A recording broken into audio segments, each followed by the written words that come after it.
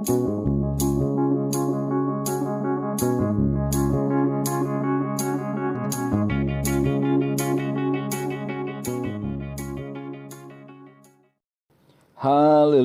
haleluya, haleluya.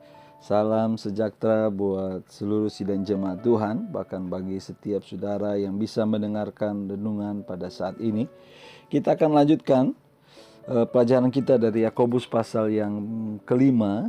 Kita sudah baca ayat yang pertama sampai ayatnya yang keenam.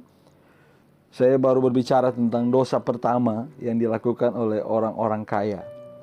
Dan bisa saja itu menjadi dosa saya dan saudara juga. Kita akan baca hari ini ayatnya yang keempat sampai ayatnya yang keenam. Firman Allah berkata begini. Sesungguhnya telah terdengar, Yakobus pasal 5 ayat yang keempat sampai yang keenam. Sesungguhnya telah terdengar teriakan besar karena upah yang kamu tahan dari buruh yang telah menuai hasil ladangmu. Dan telah sampai ke telinga Tuhan semesta alam. Keluhan mereka yang menyabit panenmu. Dalam kemewahan kamu telah hidup dan berfoya-foya di bumi. Kamu telah memuaskan hatimu sama seperti pada hari penyembelihan. Kamu telah menghukum, bahkan membunuh orang yang benar, dan ia tidak dapat melawan kamu. Ya, kalau saya jelaskan di dalam renungan sebelumnya, bahwa Yakobus mengecam dosa-dosa tertentu dari orang-orang kaya pada saat itu, gitu ya. Dan saya bilang kalau dosa-dosa itu juga ada pada saya dan saudara, maka firman Allah ini juga lagi mengecam saya dan saudara. Lagi menyerang saya dan saudara supaya apa? Kita berubah. Amin. Yang pertama saya jelaskan bahwa dosa yang dilakukan oleh orang kaya pada saat itu adalah mereka mengumpulkan harta dan fokusnya kepada diri sendiri. Ya. Pada bagian yang hari ini saya akan menjelaskan kalau kita baca dalam ayat keempat apa? Selain mereka mengumpulkan harta, ya, mereka menahan upah dari buruh, gitu ya. Kalau kita membandingkan hal ini dalam Ulangan pasal 24, Ulangan 24 ayat 14 sampai 15, di sana dijelaskan, dinyatakan bahwa ada larangan memeras buruh atau pekerja, ya. Bahkan perintah untuk membayar upah buruh tepat pada waktunya. Karena sebagai orang miskin, ya, buruh itu mengharapkan dan membutuhkan uang tersebut. Tetapi kalau kita melihat dalam bacaan kita hari ini, orang-orang kaya ini tidak mempedulikan hukum Tuhan itu. Dan mereka menahan upah buruh. Jadi dalam usaha mereka untuk menjadi lebih kaya, ya, usaha mereka untuk menjadi lebih kaya, usaha mereka untuk menimbun harta, untuk mengumpulkan harta, mereka tidak segan-segan, saudara, menindas dan merugikan orang lain. Dalam bagian ini adalah buruh mereka.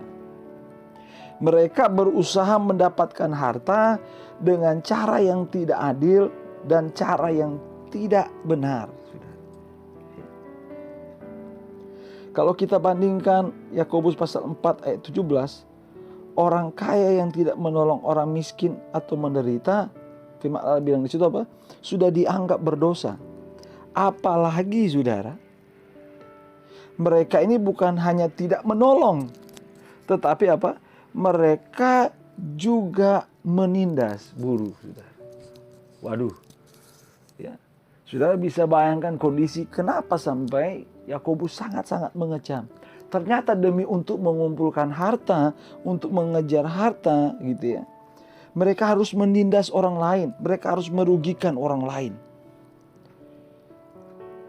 Ini dosa yang kedua yang dikecam oleh Yakobus, saudara. Saya ingin tanya, saya bukan seorang pengusaha, tapi apakah saudara yang sebagai pengusaha hari-hari ini, saudara yang punya banyak pegawai gitu ya, apakah kita benar-benar memperhatikan orang-orang yang bekerja untuk kita? Atau justru kita tidak memperlakukan mereka secara tidak adil gitu ya? Kita mau mereka bekerja sangat keras. Kalau saudara melihat beberapa hari-hari ini ada sebuah video yang lagi heboh, saudara, tentang bagaimana nelayan-nelayan Indonesia dilakukan sebagai budak gitu ya. Mereka bekerja kurang lebih 18 jam, hanya istirahat 3 jam. Pokoknya kalau belum sampai lelah, belum sampai mati gitu ya, mereka tidak boleh berhenti bekerja. Ya. Bahkan mereka harus makan makanan yang adalah umpan ikan, saudara. Ya. Ada orang-orang di luar sana ya, yang begitu mengejar harta, yang begitu ingin mengumpulkan harta, yang begitu ingin menjadi kaya, tapi dengan cara apa? Menindas orang lain. Tapi kita sebagai orang-orang yang percaya kepada Tuhan, ya, kita harusnya menjadi orang-orang yang menjadi pelaku firman Allah. Amin. Ya. Itu dosa mereka, saudara. Mereka menahan upah buruh gitu ya. Ya. Yang berikutnya di ayat yang kelima, firman Allah berkata apa? Mereka hidup berfoya-foya, saudara ya. Alkitab tidak melarang kita untuk berpesta atau bersenang-senang, saudara ya. Tetapi orang-orang kaya di sini yang dikecam oleh firman Allah, ya, mereka ini kelewat batas, boleh saya bilang begitu. Mereka sudah berpesta. Orang bisa berpesta, tetapi boleh begini, orang kaya ini sudah apa namanya? Berpesta pora. Ya, kita boleh pesta, tapi jangan pesta pora, gitu ya. Dan katanya apa? Kita memuaskan hati setiap hari, wah, dengan senang-senang gitu ya. Tapi semuanya untuk diri sendiri kan. Sampai ada kata-kata di situ, saudara, ya, hari penyembelihan. Ya. Ya, orang-orang kaya ini hidup seakan-akan setiap hari gitu ya adalah hari penyembelihan, saudara. Ya. Dengan apa? Mereka menindas orang lain, tetapi mereka ini ketika mereka menindas orang lain kan mereka mendapatkan hasil yang mereka terima itu, ya, mereka lakukan untuk apa? Untuk berfoya-foya, ya, untuk menghamburkan, gitu ya. Di sisi lain mereka tidak mengasihi, di sisi lain, ya, uang yang mereka rampas, ya, upah yang mereka tahan itu mereka lakukan untuk apa? Berfoya-foya, sudah. Mereka hamburkan itu tanpa penguasaan diri. Ya. Kalau kita hari-hari ini mungkin lagi bersikap seperti itu, pernah bersikap seperti itu, saudara. Saya mau bilang bertobat, saudara ya, dan gunakan uang itu untuk hal-hal yang lebih memuliakan Tuhan. Bahkan mungkin hari ini, maaf saudara bilang, saudara mungkin ada di dalam keadaan-keadaan yang sulit sebagai seorang pengusaha. Ya. Saudara lagi kesulitan, bagaimana supaya dapat pendapatan.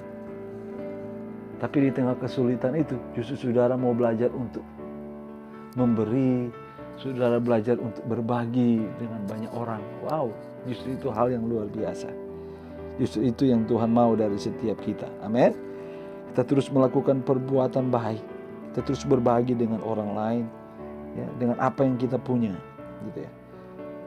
Terus apa yang menjadi dosa dari orang-orang kaya ini? Kalau kita baca di ayat yang ke-6, mereka menghukum dan membunuh orang benar.